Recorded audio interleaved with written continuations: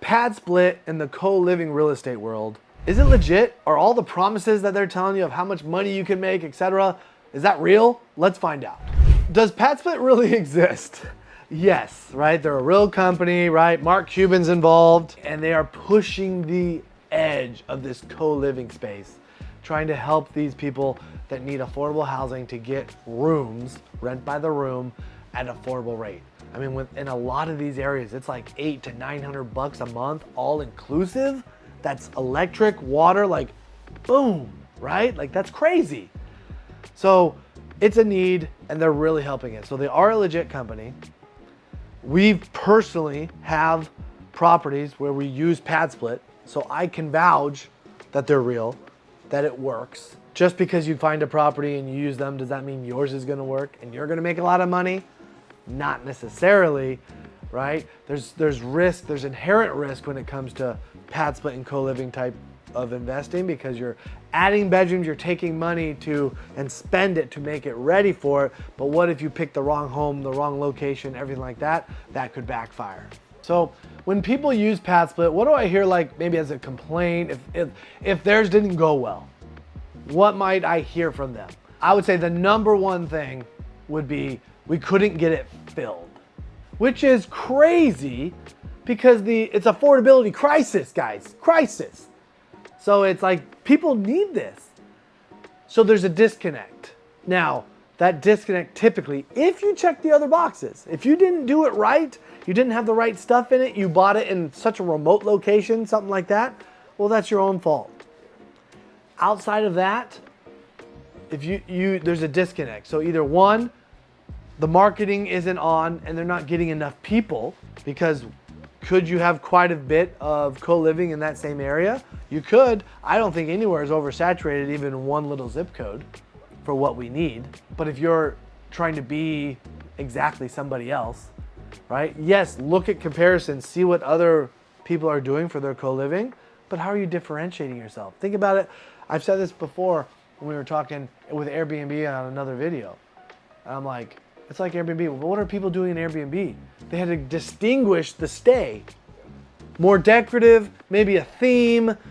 I'm not telling you to go dress up your house in like Barbie theme, like, you know, an Airbnb sometimes, right? For bachelorette parties or something. But how are you separating yourself? So you can make sure you get the people that want to be in, you know, and stay in. But that's the number one thing. Oh, we couldn't get it filled. So then I asked them, did you go with PadSplit or do it yourself? Well, a lot of times they're doing it themselves. I'm like, oh, so basically you're just not a good marketer yet. Yeah. You need to step up your game. If they went with PadSplit, oh, interesting. Okay, have you talked to PadSplit? Have you talked about, if you've gone back and checked pricing? Where's your pricing at? Sometimes people get so stuck on a certain pricing of like, oh, I should get $850 a month for this. You're literally gonna go all month waiting, trying to get somebody new and lose out on $850 when maybe you should just take $825. So it's marketing, but understanding the management and how to fill that, right? So that comes down to PadSplit. When you're doing PadSplit, if you're your own person, you're making those calls. PadSplit's not telling you when you should change your price. That's you. If you hire a third-party company to manage it for you, then yes, they can manage the price for you and get people in.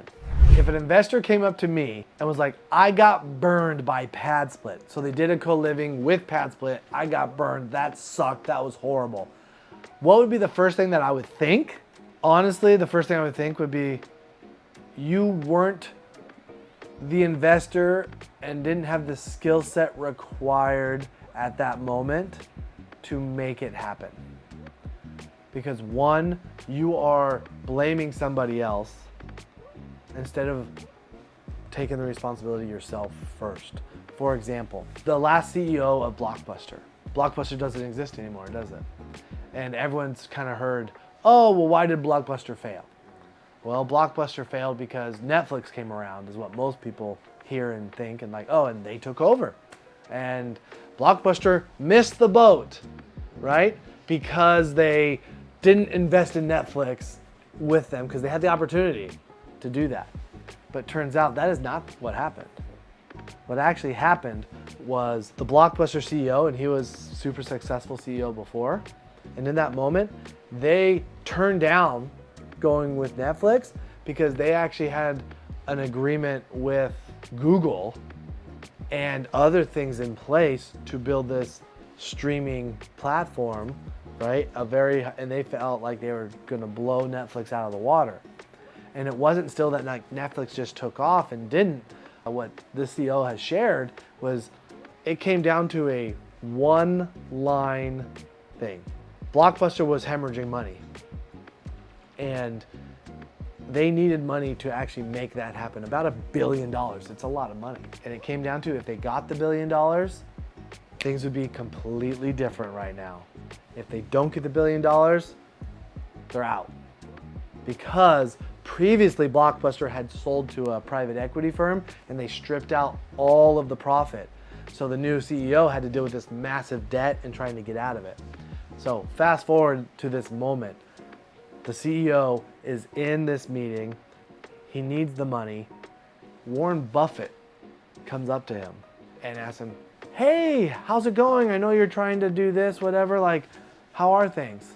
And the CEO in that moment went off on a kind of woe is me moment. Well, we got this and that, kind of just complaining about things, right? Which we all do. And Warren Buffett said, oh, well, I'd come over here to let you know I wanted to invest $1 billion to help make this happen. And stop talking. And the CEO was like,